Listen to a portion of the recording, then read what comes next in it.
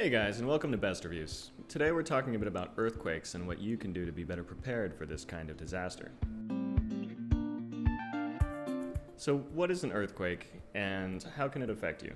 An earthquake occurs when tectonic plates inside the Earth suddenly slip past each other. The place where these plates meet is called a fault line. Tectonic plates constantly move slowly, but when there are irregularities and the surface is pushing past each other, they can sort of snag. And when there's a sudden release of energy when that snag breaks is when earthquakes are most common. Earthquakes can occur anywhere at any time, including in the ocean, but the largest fault lines in the Western Hemisphere are along the west coast of Canada, the United States, Mexico, Central and South America, as well as the southern coast of Alaska. In fact, one of the world's largest fault lines surrounds the Pacific Ocean. The most well-known fault line in the U.S. is in California along the San Andreas Fault. Small earthquakes occur daily all over the world. The U.S Geological Society tracks all earthquakes on the planet, and several hundred quakes with magnitude greater than 2 may occur each day. Most of these quakes cause no damage. People may not even realize that they happened. Earthquakes are measured in terms of magnitude. A higher number denotes a more violent earthquake. A 2.5 or less usually goes unnoticed, but can still be recorded by a seismograph.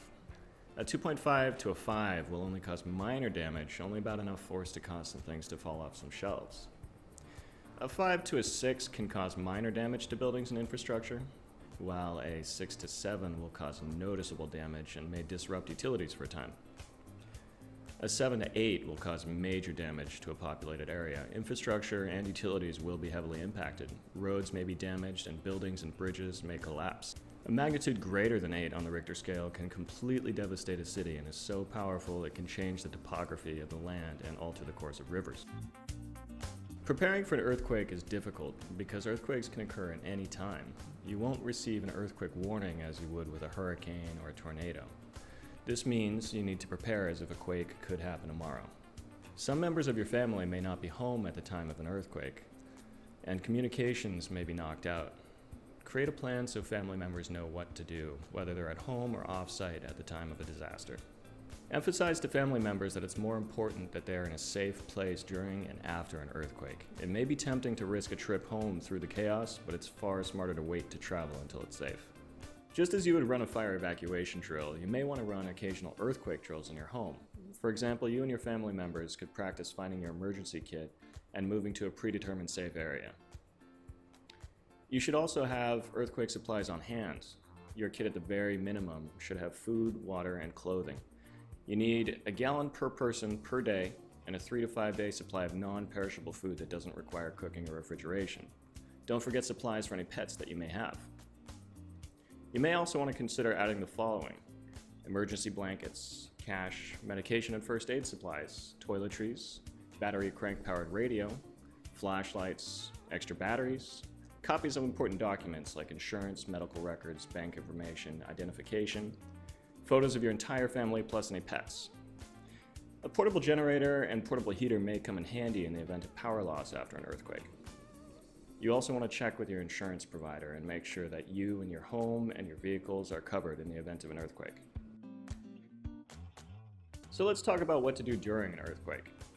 You may have been told at one time to brace yourself in a doorway when you feel an earthquake starting. However, this is no longer recommended. Earthquakes may be powerful enough to knock you to the ground, causing injury, meaning it's better to drop to your hands and knees on your own. If you have a sturdy desk or table nearby, crawl beneath it for cover. Stay away from windows. A strong earthquake will cause windows to shatter, sending glass flying. Stay put. Don't be tempted to move away from your shelter too early. Stay in your safe place until the shaking from the quake clearly stops. Once the shaking stops, exit your building and move to a safe, open space if possible.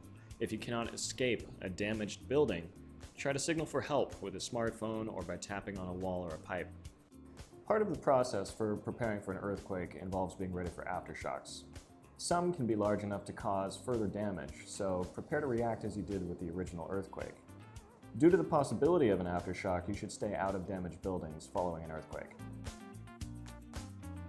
After an earthquake, you need a device from which you can obtain your information. Whether it's a smartphone, a radio, a working TV, local authorities will give you information through the media to help you deal with the aftermath of an earthquake. If you're near a coastline, understand that earthquakes in the ocean can cause tsunamis. Even if the quake did little to no damage in your location, a devastating tsunami could be moving towards you.